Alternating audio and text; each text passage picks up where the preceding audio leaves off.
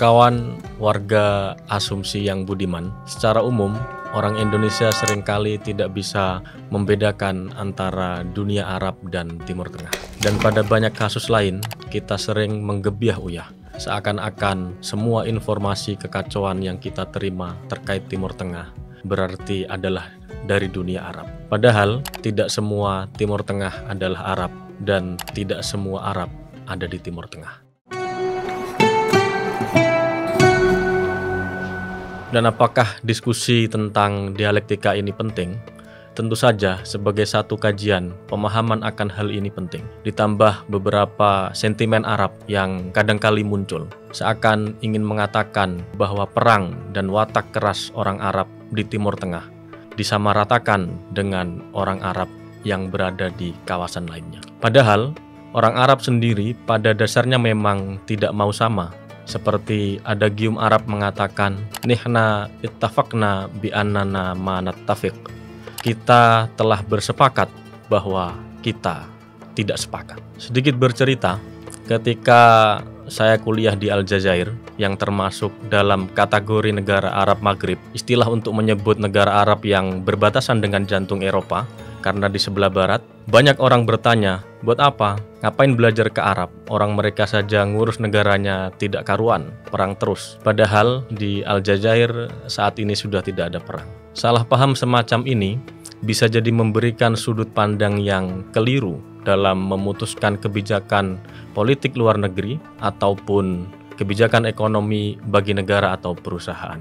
Mari kita bahas. Pertama, jika kita kaji secara sosiologis historis, secara umum Timur Tengah pada dasarnya adalah istilah geopolitik. Penjelasan semacam ini bisa kita jumpai misalnya pada buku The Middle East, A Geographical Study. Akademisi Arab sendiri menganggap Timur Tengah adalah istilah yang digunakan negara barat, khususnya Inggris, untuk mempelajari dan memetakan dunia Arab, Islam, dan Timur Tengah. Tujuannya apa? Kita tahu bahwa Inggris adalah aktor penjajahan utama di Timur Tengah. Israel saja bisa bercokol di tengah-tengah dataran Palestina karena kuasa Inggris saat itu. Tentu saja kepentingan utamanya adalah kolonisasi dan eksploitasi sumber daya yang terdapat di sana. Tidak semua yang termasuk dalam kategori Timur Tengah adalah manusia Arab. Ada negara-negara dengan mayoritas penduduk berbahasa Arab. Jika melihat istilah tersebut dari pemetaan geografis oleh Barat, maka umumnya yang dimaknai sebagai negara-negara Timur Tengah adalah yang membentang dari Mesir di sebelah barat sampai Iran di sebelah timur, dan dari Turki di utara sampai Yaman di selatan. Tentu tidak semua negara dalam lingkup geografis tersebut adalah orang Arab. Terdapat juga banyak suku bangsa lainnya. Suku Persia misalnya, sekarang jadi negara Iran, yang sudah memiliki sejarah kebudayaan yang panjang. Bahkan dalam banyak literasi Islam sering dijelaskan, Nabi dilahirkan di wilayah yang diapit oleh dua superpower besar, yaitu Imperium Sasan Persia di sebelah timur Mekah dan Imperium Romawi di sebelah barat Mekah. Selain itu, ada juga Turki yang meskipun bukan suku Arab tapi pernah berkuasa berabad-abad lamanya atas orang Arab. Kita sering mendengar kekhalifahan dinasti Utsmaniyah. Ada juga suku Yahudi yang sekaligus adalah sebuah agama. Bangsa Yahudi dalam hadis dijelaskan diusir oleh Nabi Muhammad dari kota Madinah karena mengkhianati perjanjian Madinah atau Wasiqatul Madinah atau Piagam Madinah. Selain itu ada juga suku Kurdi yang dewasa ini sering bergejolak dan ingin memisahkan diri dari Syria, Irak, dan Turki untuk membentuk satu negara kesatuan sendiri.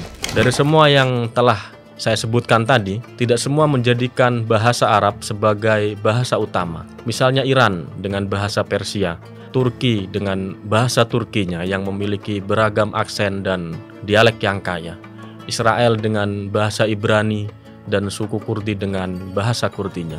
Secara teologis, tidak semua penduduk Timur Tengah beragama Islam. Banyak juga agama lain di Timur Tengah, seperti agama Nasrani, Yahudi, atau bahkan sekte lain seperti Druze yang tidak digolongkan ke dalam agama manapun. Kedua, siapa sih bangsa Arab? Sejarawan Arab secara mayoritas membagi bangsa Arab ke dalam 3 bagian. Pertama, yang disebut dengan Al-Arab Al-Ba'idah, yaitu bangsa Arab yang telah punah, yang merupakan asal-usul manusia penutur bahasa Arab pertama. Mereka dalam Al-Quran dicap sebagai kaum pembangkang, yang dikisahkan sebagai kaum Ad, kaum Tsamud. Allah memusnahkan mereka karena ingkar terhadap rasul yang telah Allah kirimkan kepada mereka. Kedua adalah Al-Arab Al-Aribah, yaitu orang Arab asli yang tinggal di kawasan Babilonia dan berbicara menggunakan bahasa Arab. Ketiga, Al-Arab Al-Musta'arab, yaitu orang Arab yang diarabkan, seperti hanya Nabi Ismail alaihissalam menjadi Arab karena pergumulannya dengan suku Arab Jurhum di Mekah yang kemudian menjadi penutur bahasa Arab. Maka jika Nabi Ismail saja Arab Musta'arab, maka sudah pasti Nabi Muhammad juga demikian, karena Muhammad SAW adalah keturunan Nabi Ibrahim melalui jalur Ismail alaihissalam. Jika kita ambil kesimpulan umum, maka yang disebut bangsa Arab adalah mereka yang menggunakan bahasa Arab sebagai bahasa ibu, atau biasa disebut Natiq Arabi. Sebagai contoh, di Mekah dan Madinah kita sering menjumpai warga negara Saudi Arabia keturunan Nusantara. Mereka disebut orang Arab karena berbicara dengan bahasa Arab. Biasanya di belakang namanya masih ada nama keluarga Al-Maduri, Al-Falimbangi, Al-Banjari. Mereka adalah contoh orang Arab Al-Musta'arab. Ketiga, dunia Arab sekarang kalau kita gambarkan melalui institusi politik atau biasa disebut sebagai nation state, negara bangsa saat ini, dunia Arab terbagi ke dalam banyak negara. Mereka tergabung dalam organisasi Liga Negara-Negara Arab dengan 22 negara anggota, di mana mereka menjadikan bahasa Arab sebagai bahasa utama negara. Jika diambil pengertian dari sini, maka yang dimaksud dengan negara Arab adalah yang menjadikan bahasa Arab sebagai bahasa utama negara. Republik Islam Federal Komoro di Samudra Hindia adalah contoh negara anggota terkecil kedua setelah Bahrain. Masyarakat Arab umumnya membagi dunia Arab saat ini dalam 2 bagian. Pertama, yaitu Arab Syarqil Ausat yang ada di Timur Tengah, dan kedua, Arab Maghribil Arabi yang ada di Afrika Utara bagian barat, membentang mulai dari Libya sampai dengan Mauritania. Disebut Arab Barat karena letaknya di sebelah barat Arab Timur Tengah, atau berbatasan langsung dengan negara barat di benua Eropa.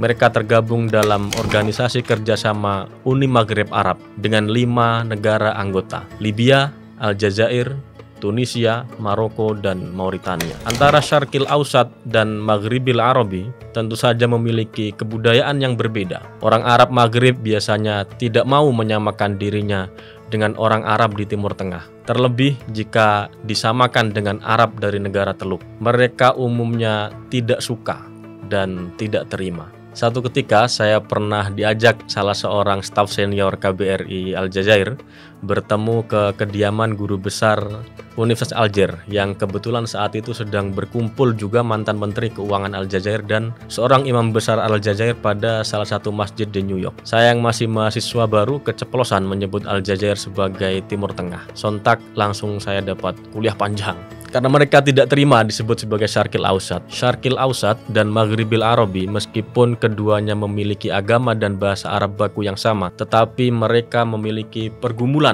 dengan kebudayaan lain yang berbeda. Orang Arab Maghrib sebagian besar menganggap orang Arab Teluk di Timur Tengah sebagai orang-orang yang angkuh dan sombong. Sedangkan orang Arab Teluk menganggap orang Arab Maghrib sebagai orang Arab yang tidak bisa berbahasa Arab dengan fasih, karena bahasa Arab mereka banyak bercampur dengan bahasa Perancis dan bahasa lokal dari suku Amazigh. Satu ketika saya pernah bertemu dengan anak diplomat Saudi Arabia di Aljazair yang sedang belanja di pasar. Dia bergumam, sebaiknya lain waktu saya membawa penerjemah ke pasar, karena memang di tataran masyarakat pasar non akademis, bahasa Arab Maghrib dan Timur Tengah memang banyak kata serapan yang berbeda. Bahasa Arab orang Maghrib biasa disebut sebagai Arab Darijah. Bisa jadi itu adalah akibat dari latar belakang kehidupan dan akulturasi dengan kebudayaan lain yang berbeda. Misalnya, secara historis Arab Timur Tengah adalah bekas jajahan Inggris